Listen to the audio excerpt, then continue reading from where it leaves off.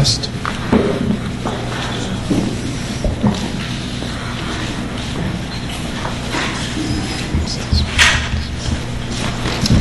My name is Gene Pichardo from Patterson, Florida. My first question is for Rex Morgan. I'm sorry, for Mr. Wayne, Dr. Wayne. That's good. I understand there's at least two different pictures. One is a 9mm picture and the other one's a 7mm picture. And you've looked at both of these in terms of the image of the eye. Are there points of congruence in one that are not in the other, or vice versa?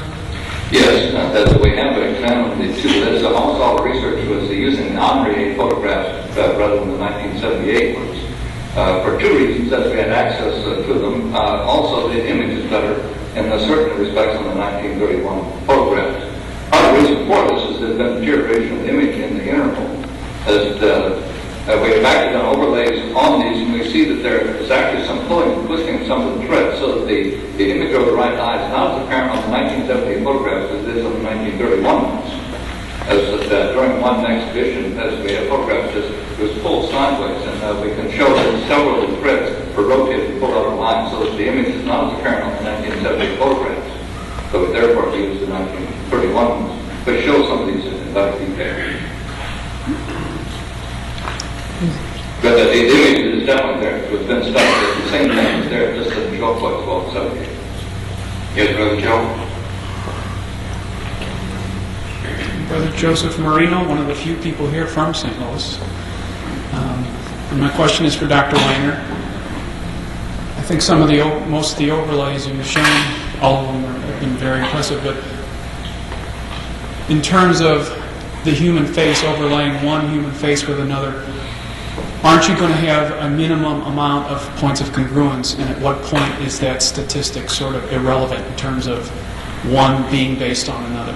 Right. Okay, we have done control studies with this, both by using statuary and ancient artwork, which could not be related to the shrine, as well as using photographs of people also. In general, the points of congruence between unrelated images is between 20 and 30. It's found none over 30. This is in either ancient statues, including the Zeus of Phidias, which is supposedly the inspiration for the shroud, is totally unrelated to it. Modern photographs, including one individual who prided himself on looking like the man in the shroud, had informed me only 22 points of congruence, and it was not related. But we've done studies, control studies on this, and they don't match up. By the legal definition, 45 to 60 points of congruence is sufficient to establish a Yes,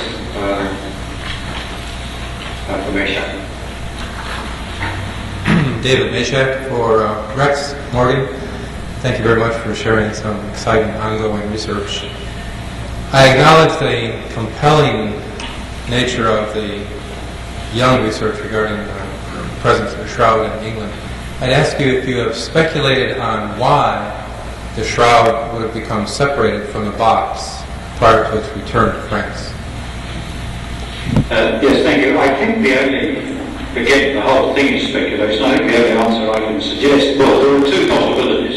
One, it's a very heavy piece of wood. The panel itself is heavy. I mentioned that it's 1.5 to 2 inches thick.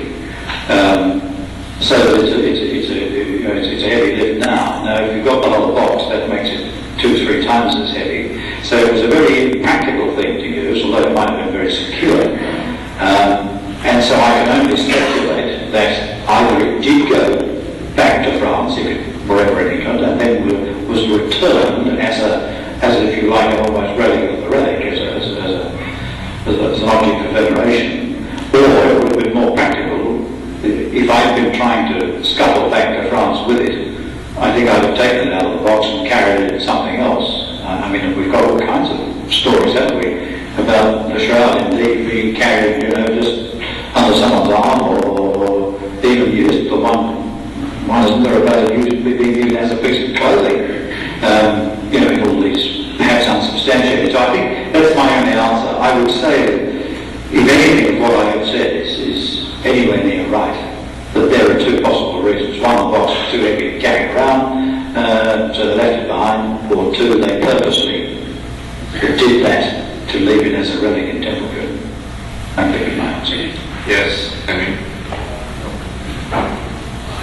Rex, are there any etched in boxes like that you found in museums, or that style of hinge, for example, and that nub that was left? Was there? I didn't notice. Was there a pin left, or any evidence that there was a pin? Well, that again, without going back say to the detail of the slides, I haven't found any further other examples of that sort of pin structure. But indeed, someone who's in this room, Kevin Moran, we had some discussion about this, and he found for me an example of an early pin hinge of that kind. That still doesn't prove that what I'm saying is right. So it certainly wasn't unknown to have it. But your question, sorry, what was the second part of the question? Was there evidence? Oh, sorry, evidence of it. Well, there almost is, and I'm not clear on this, and without putting all the lights up, putting up things again, it's difficult, but where that nib is, there is actually what appears to me to be, I'm just looking only at the photographs, a broken part of the wood on the nib, which almost does suggest there was a pin there, and when they removed the pieces I propose they did, they might have broken that at the time. I'd like to look at that much more closely, and in fact, what I'd really like to see is an enhanced. I'd like Kevin Moran, let me ask him publicly, to run it through his VBA image analyzer one day and see whether there really is evidence for that. Not what I think is a piece missing out of the wood, whether it really is. My name is Kevin Moran, and I'm trying to, I'll ask a question, but I'll start with saying that the original pin, I have a piece of furniture dating from several hundred years old. The pin has a piece, two halves like a peanut shell that grip the little groove in the hinge, and this keeps the pin in place. This is definitely a well-recognized museum artifact of how ancient hinge pins were made. The important point was that it was a very sophisticated fastening then, and it is still today a very sophisticated hinge. And I'd like to ask you now the question, what happened to your original theory that this was a devotional panel that was kept in secret, and then only in the so-called famous Inquisition, where the knights worshipped the head, was the panel folded down and used as liturgy? I think one of the reasons for that is that if it was, what Kevin means is that the thing was hinged into the ceiling of this room, this chamber, and then when you wanted to use it, you dropped it down like a screen. Now, if you've done that, the way it stands at the moment, just a moment, let me get this right. I had a good reason for disbanding this theory. The top would be missing. That's right. To start with, the top wasn't there, but there were a couple of other reasons which I've now forgotten, which I still think it probably wasn't used for that. It doesn't eliminate it. But I got the strong feeling that it had been wired up into the ceiling more to conceal it than simply because it had always been sitting in that position.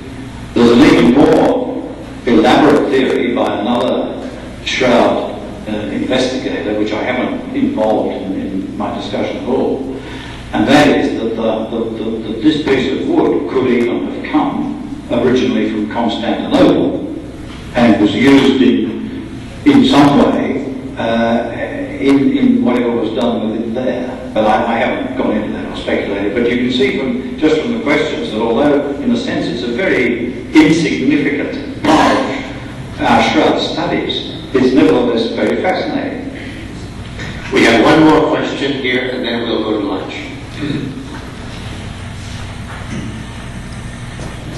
My name is David Esco from Cleveland, Ohio, and my question is for Rex Morgan. Regarding the possible stay of the shroud in Temple Coombe, England, are you aware of any pollen particles taken from the shroud which may be specific to Somerset, England, or the Temple Coombe village?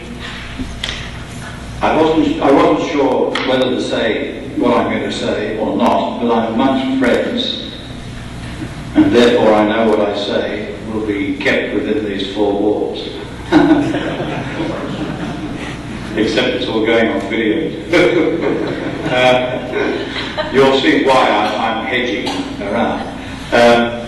Since I wrote that paper, and since I last did any major work in Templecoombe, I have in fact, you're the first people that hear this, I have in fact been given access to the back of the panel, and the panel is firmly fixed to the wall of the church, and no one's going to take it down for anybody. But in fact I have had access to the back of the panel, and under what I believe to be good and properly fully recorded video and every other thing, scientific conditions, have indeed taken particulate samples from the back of the panel and from within the crease, the cracks between the planks. But we have yet to analyse those particulate samples. Now, when we do, we'll be able to answer the question that was just answered. Are there any pollens that match up with, well, of course, what I'd be happier if they matched up with was Jerusalem, or if we find some aragonite, floating around there, which, might suggest that once that cloth had been in contact with or close to this panel. It's a very, very long shot, I know, but it would be quite exciting if the results of that, become positive. And if they're negative, it still doesn't eliminate my proposition, I don't think. Thank you very much. Ramon, we also have a question for you from Claire White, but I think she will possibly ask you that at lunch. And I want to thank Dr. Wanger and Rex Morgan and